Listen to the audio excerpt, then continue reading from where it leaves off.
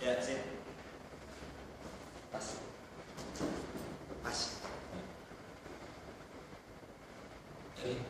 Bismillahirrahmanirrahim. Assalamualaikum warahmatullahi wabarakatuh. Waalaikumsalam warahmatullahi wabarakatuh. Alhamdulillahilladzi anzala 'abdihil kitaba wa lam yaj'al lahu 'iwaja. Wa asyhadu an la ilaha illallah wa asyhadu anna Muhammadan 'abduhu wa rasuluh. Allahumma shalli 'ala Muhammad wa 'ala alihi wa sahbihi ajma'in, amma ba'd. Qala Allah ta'ala fil Qur'anil Karim, a'udzu billahi minasyaitonir rajim. Ya ayyuhan nasu taqu rabbakumul ladzi khalaqakum min nafsin wahidah wa khalaqa minha zawjaha wa batha minhuma rijalan katsiran wa nisaa'a wattaqullaha alladzi tasaaluna bihi wal arham innallaha kana 'alaikum raqiba. Wa qala Rasulullah sallallahu alaihi wasallam, ittaqillah haitsu ma kunta wa aqbi syai'atal hasanata taqbuha wa khaliqin nas bi khuluqin hasanin. Hadirin hadirat rahimakumullah. Puji serta syukur kehadirat Allah Subhanahu wa taala atas segala rahmat dan karunia-Nya sehingga kita dapat berkumpul di sini pada acara lomba untung dalam rangka merayakan hari ulang tahun PTJLJ yang ke-16. Salawat serta salam senantiasa kita sanjungkan kepada Nabi kita, junjungan kita, uswatun hasanah Nabi Muhammad sallallahu alaihi wasallam beserta para keluarga, para sahabat dan para pengikutnya hingga akhir zaman. Hadirin hadirat rahimakumullah. Suatu ketika Nabi berpesan kepada sahabat Umar dan sahabat Ali radhiyallahu anhum. Apa pesan Nabi? Nabi berpesan bahwa akan lahir di kalangan tabi'in seorang anak yang soleh yang tinggal di negeri Yaman yang akan menjadi yang dalam doanya sangat makbul dan dia adalah penghuni langit bukan penghuni bumi. Sosok tersebut kemudian dikenal dengan nama Uwais Al-Qarni. Hadirin hadirat rahimakumullah. Mari kita lihat apa keistimewaan Uwais Al-Qarni sehingga Nabi menyuruh sahabatnya, sahabat Umar dan sahabat Ali radhiyallahu anhum untuk mencari dan meminta doa dari beliau. Hadirin hadirat rahimakumullah. Uwais Al-Qarni adalah seorang pemuda yang tinggal di negeri Yaman, seorang pemuda yang soleh, pemuda yang senantiasa merawat ibunya, seorang perempuan tua yang lumpuh dan tidak pernah menolak dan selalu menuruti semua perintah dari ibunya. Karena ketaatan kepada ibunya lah Rasulullah sallallahu alaihi wasallam mengatakan bahwa Uwais Al-Qarni merupakan penghuni langit bukan penghuni bumi dan menyuruh sahabat Ali dan sahabat Umar radhiyallahu anhum untuk mencari dan meminta istighfar darinya. Hadirin hadirat rahimakumullah. Dari kisah di atas kita bisa melihat bahwa keutamaan birrul walidain, yakni berbakti terhadap kedua orang tua, terutama ibu.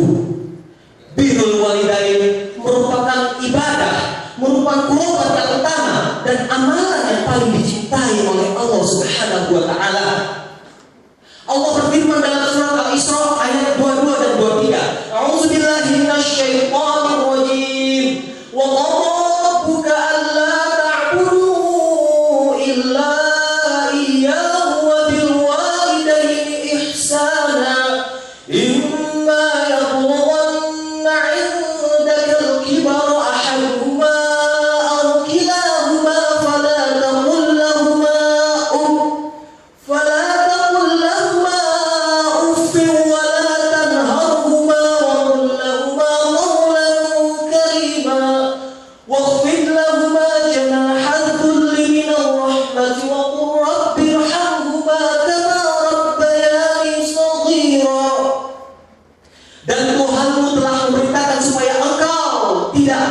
selain dia, illa iyyahu, dan berbuat baiklah kepada kedua orang tuamu dengan sebaik-baiknya, qaulan karima.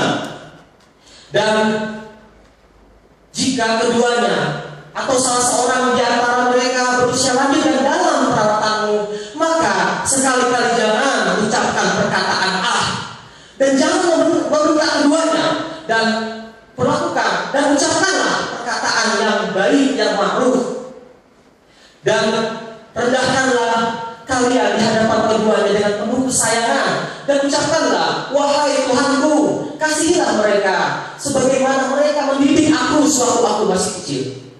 Hadirin hadirat rahimakumullah, bagaimana Islam menuntun kita dalam berbakti atau memuliakan orang tua.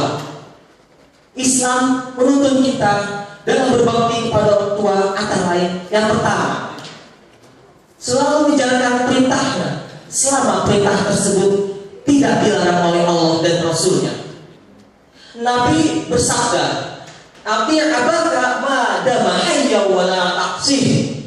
Taatilah ayahmu selama masih hidup dan selama tidak melaksanakan kemaksiatan.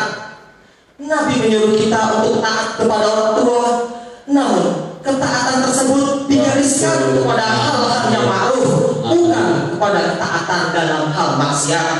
Di hadis yang lain Nabi bersabda, tidak ada ketaatan dalam bermaksiat. Sesungguhnya ketaatan itu hanya dalam perbuatan kebajikan. Hadirin hadirat rahimakumullah, tuntunan Islam yang kedua dalam memuliakan orang tua adalah mendahulukan perintah orang tua dibandingkan perkara yang dianjurkan. Dalam kisah Juraid al-Abid yang didoakan jelek oleh ibunya karena lebih mendahulukan sholat sunnah dibandingkan memenuhi panggilan ibunya. Hadirin hadirat, berbakti kepada orang tua merupakan suatu kewajiban, termasuk diantaranya adalah memenuhi panggilan orang tua. Sholat sunnah merupakan perkara yang dianjurkan, jadi memenuhi panggilan orang tua lebih utama dibandingkan sholat sunnah. Hadirin hadirat rahimakumullah, yang ketiga adalah silaturahim, menyambung hubungan dengan kerabat atau kolega bapak kita, orang tua kita. Nabi bersabda, kebajikan yang terbaik adalah seseorang yang menyambung hubungan dengan kerabat, kolega bapaknya. Menyambung silaturahmi membuat kita mendapatkan pahala. Menyambung silaturahmi, kita akan mendapatkan surga dari Allah Subhanahu wa taala. Dan dengan silaturahmi, seorang hamba tidak akan pernah putus hubungannya dengan Allah Azza wa Jalla. Hadirin hadirat rahimakumullah, mari kita tingkatkan ketaatan kita, tingkatkan bakti kita kepada orang tua kita, karena ketaatan kepada orang tua kita sebagai indikator ketakwaan kita kepada Allah Subhanahu wa taala.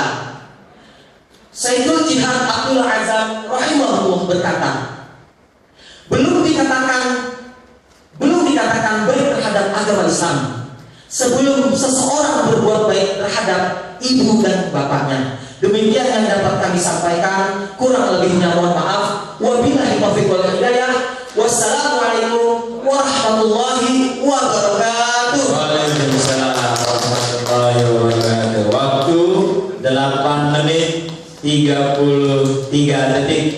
Iya, tadi belum diingatkan ya, jadi